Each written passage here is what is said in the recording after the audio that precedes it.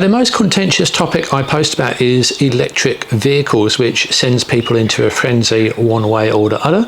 And the second most contentious topic tends to be these yellow towing hooks, even if they come in the far superior colour of orange.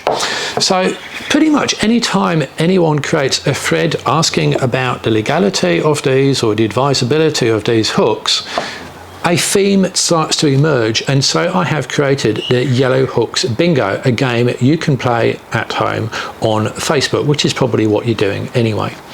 So it's pretty simple. I've got 26 types of comments, which are pretty much guaranteed to be found anytime anyone posts about yellow hooks. All you have to do is check them off, either for fun, or if you send them to me and you're the first person to send them to me, then I will give you a code for a free Yellow Hooks t-shirt from my online shop, so you too can look really cool at Caravan Happy Hour. All right, so here's the bingo. First one is the appeal to authority.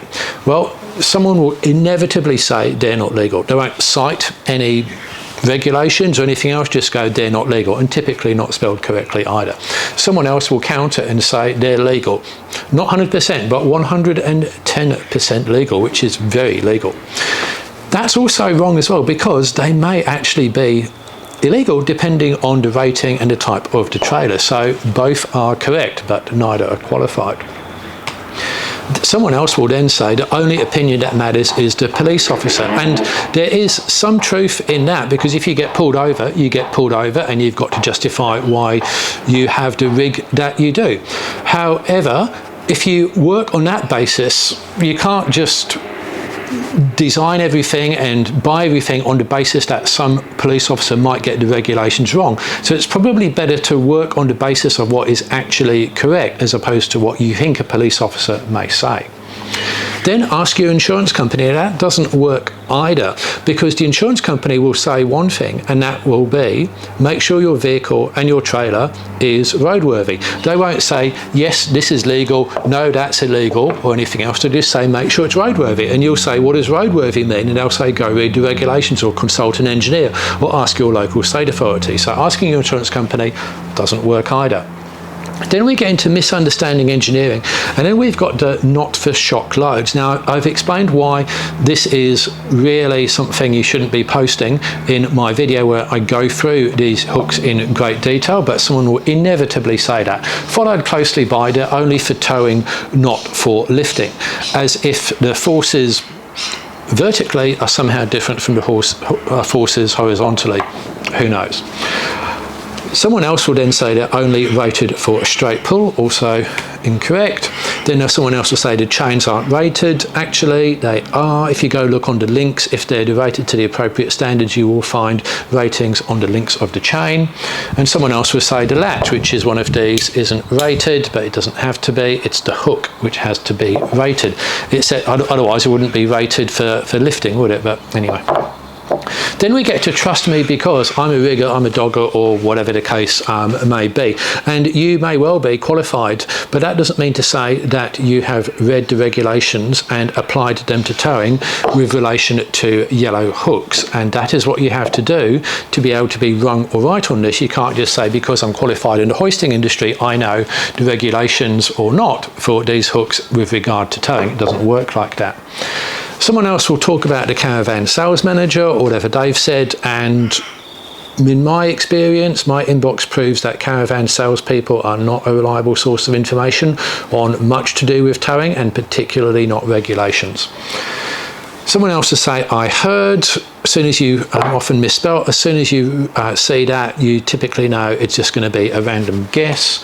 Someone else would say they wouldn't be sold if they're not legal, which is fallacious logic, because these are sold. Now, if they're sold to you, how does the seller know what you're going to do with it? Well, you don't know, so you could sell it for any reason.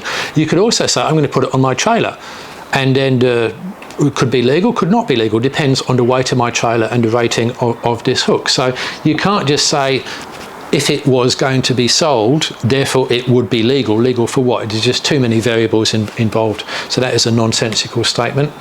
And good old as I understand it, which inevitably means they're not sure and they're taking a wild guess. So probably best not to post that along with I heard.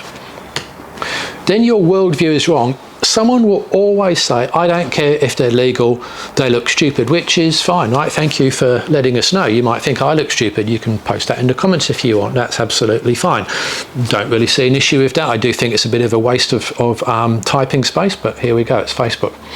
Someone else, and this is what I do have a problem with, someone else will say, don't be lazy, you don't need to save 10 seconds. In other words, because they don't need something, you don't need it, which is the wrong attitude to carry through life, because there are some people who would then say, I hook up a lot of traders throughout the day and that little bit of time saved actually does make a difference to me, or maybe they can't bend down properly to do it, and you know the latches are easier. So you can't really, or shouldn't really, make judgments about other people's situations just because the item at hand doesn't apply to what you want to do and what you need to do with your life.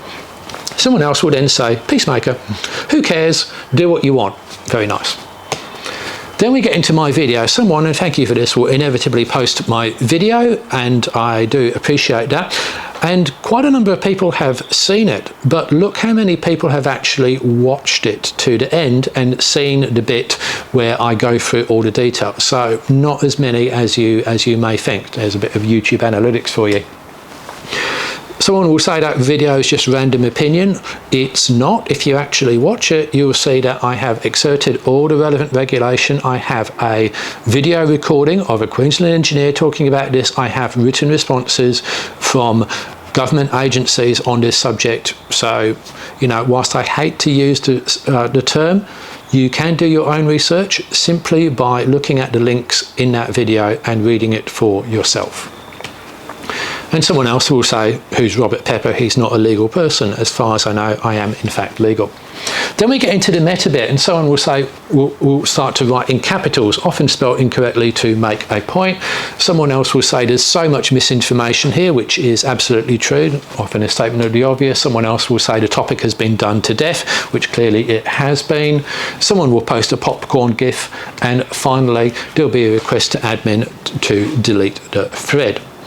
So I hope you found this video a combination of useful and amusing. If you are going to play this game, do let me know. And as I said, the first person to send me suitable screenshots proving that they have collected from a new thread all of these points will get themselves a free t-shirt from my shop.